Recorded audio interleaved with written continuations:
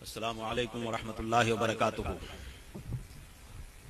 الحمد للہ الذی ہدانا لہذا وما كنا لنہتدی لولا ان ہدانا اللہ، اما بعد فاعوذ باللہ من الشیطان الرجیم، بسم اللہ الرحمن الرحیم۔ افا حسبتم انما خلقناکم عبثا وانکم الینا لا ترجعون الی آخرہ۔ مولانا عادل صاحب بڑے خوبصورت انداز میں آج کے پروگرام کی نظامت کر رہے ہیں۔ آپ لوگ بڑی دل جمعی کے ساتھ میں سن رہے ہیں۔ گنگا جمنی تہذیب کو قائم رکھتے ہوئے انہوں نے یہ بہت اچھا انتظام کیا ہے کہ سبھی کو مدعو کیا اور شکریہ کہ سب لوگ تشریف بھی لائے۔ جہاں میں مختلف ہوں رنگ و بو تو بات بنتی ہے، جہاں میں مختلف ہوں رنگ و بو تو بات بنتی ہے، تم ہی تم ہو تو تم کیا ہو، ہم ہی ہم ہو تو ہم کیا ہے۔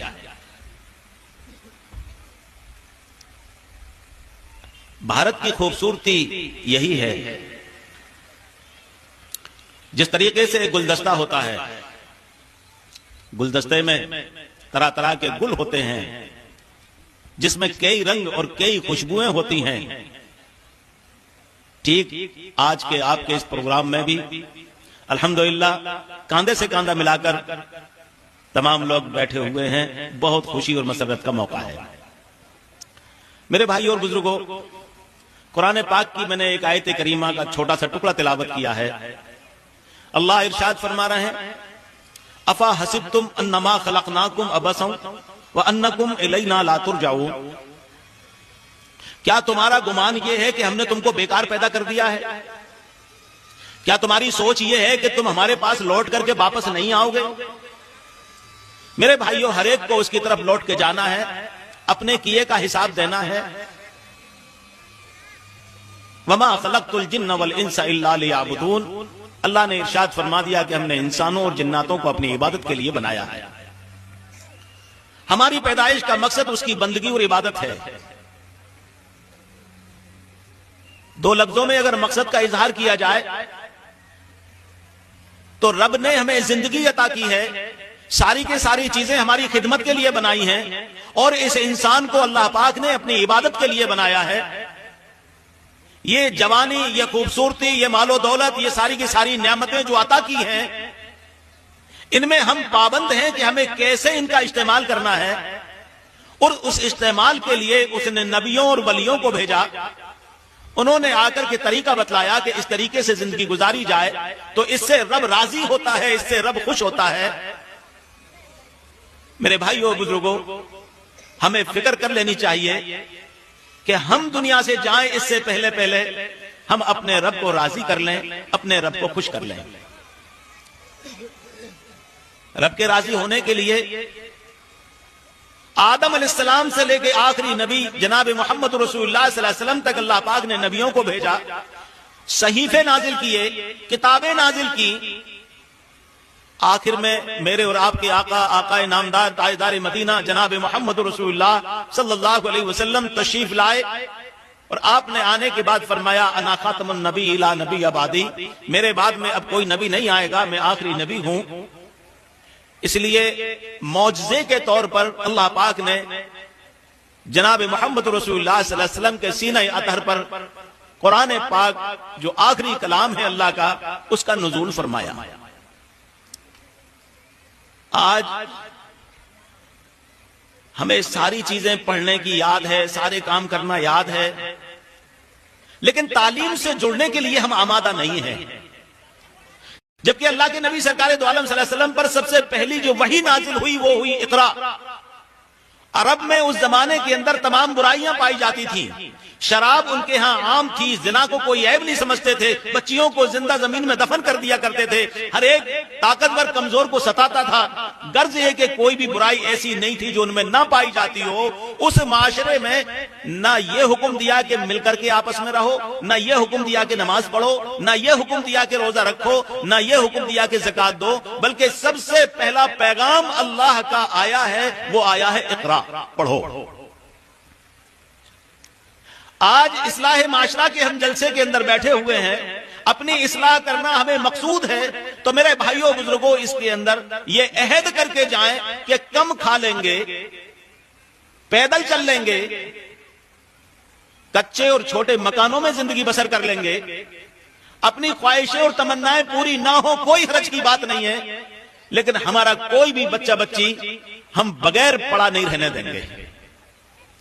آج افسوس کی بات یہ ہوتی ہے کہ ہم دوسری چیزوں پر کتنا خرچ کر دیتے ہیں، اپنی ناموری کے لیے، اپنی شہرت کے لیے لاکھوں روپے خرچ کرنا ہمارے لیے بہت آسان ہے، اور ہم اپنے لخت جگر، اپنے نور نظر کو پڑھانے کے لیے، اس کی فیس دینے کے لیے آمادہ نہیں ہے۔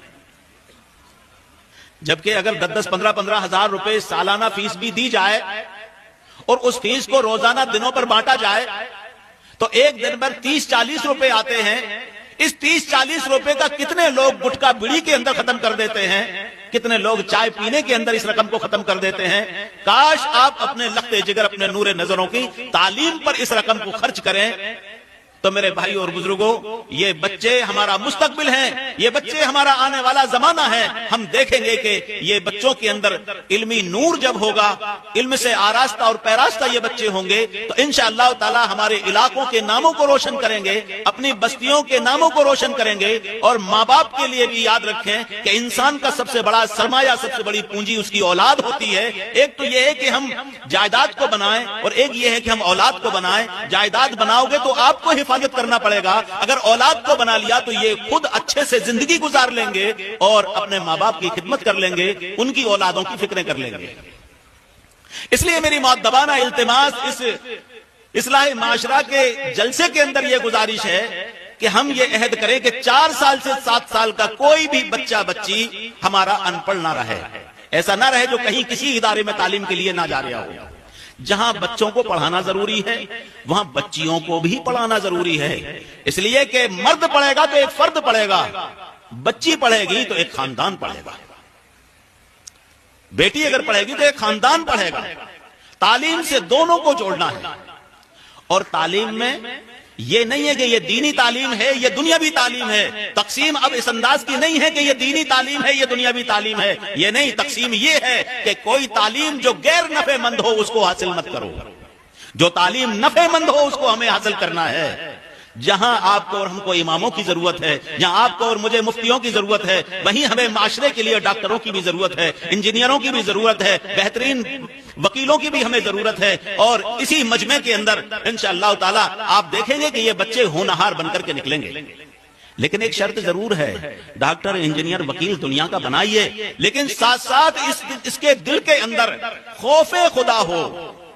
اگر خوف خدا ان کے دل میں نہیں ہے، جناب محمد رسول اللہ صلی اللہ علیہ وسلم کی تعلیمات سے اگر یہ آراستہ نہیں ہے تو پھر اپنے پیٹ بھرنے کے لیے، اپنا کام چلانے کے لیے کام کریں گے۔ ان کے دلوں کے اندر یہ احساس ہونا چاہیے کہ آقا انعامدار تاجدار مدینہ جناب محمد رسول اللہ صلی اللہ علیہ وسلم کی تعلیمات یہ ہیں کہ کسی پیاسے کتے کو پانی پلانے پر وہ مغفرت کے فیصلے کر دیتا ہے۔ خدمت کا جذبہ ان کے دلوں کے اندر ہونا چاہیے، قوم کی، ملک کی خدمت ان کے دل و دماغ کے اندر ہو کہ ہمیں اپنے پیارے وطن کی خدمت کرنا ہے، ہمیں تمام افراد کی خدمت کرنا ہے۔ وہ رب کتے بلیوں کو پانی پلانے پر بخشش کے فیصلے کر دیتا ہے، تو بتائیے انسانیت کی خدمت کرنے پر کتنا خوش ہوگا، کتنا راضی ہوگا۔ اللہ ارشاد فرما رہے ہیں کہ پوری دنیا، پوری کائنات میرا کنبہ ہے، میں اس سے بہت خوش ہوتا ہوں جو میرے کنبے کو فائدہ پہنچائے۔ تو ہمتیں کریں، حوصلے کریں کہ انشاءاللہ تعالی اپنے لخت جگروں، اپنے نور نظروں اور اپنے بچوں کو انشاءاللہ تعالی ہم ان پڑھ نہیں رہنے دیں گے۔ آج کے ہمارے جلسے سے ہمیں یہی سبق لینا ہے کہ کہاں ہمیں اپنے پیسے خرچ کرنا ہے، کہاں نہیں کرنا۔ اس پہ تھوڑا سا غور کر کے جائیں کہ جہاں ناک کے لیے، اپنی ناموری کے لیے ہم 2-2, 4-4 لاکھ روپے کہیں بھی خرچ کر دیتے ہیں، اور جہاں ہمیں خرچ کرنا چاہیے تھا وہاں اپنے ہاتھوں کو ہم پیچھے کر لیتے ہیں۔ میرے بھائیو بزرگوں، ہمیں اپنے بچوں کو ضرور پڑھانا ہے۔ اللہ کہنے سننے سے زیادہ عمل کی توفیق نصیب فرمائے۔